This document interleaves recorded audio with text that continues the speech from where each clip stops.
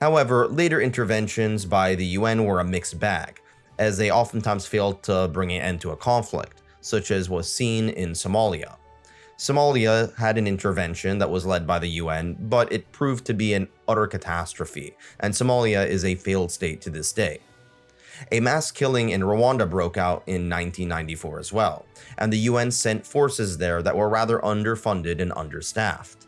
The UN peacekeeping mission operations proved to be inept, and as a result of this, over 500,000 people had been slaughtered.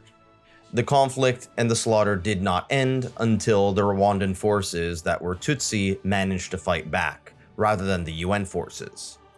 A similar conflict emerged in the Balkans, as Yugoslavia was falling apart, and Serbian paramilitary troops in Bosnia were slaughtering Bosniaks and Croats, along with other people groups like the Roma. UN forces had been guarding one village called Srebrenica. This unfortunately led to Serbian forces moving into the camp and slaughtering 8,000 Bosniak men and boys. This was utterly humiliating for the UN, and as a result, the North Atlantic Treaty Organization, led by the United States, had to step in and crushed Serbian forces, and the UN eventually had to put Serbian war criminals on trial. But due to Russia's veto of any resolution that would harm their ally, the Yugoslav government led by Serbian nationalists, the UN was essentially neutered in the conflict, prompting NATO to act without UN approval, bombing Serbian positions and ending the conflict.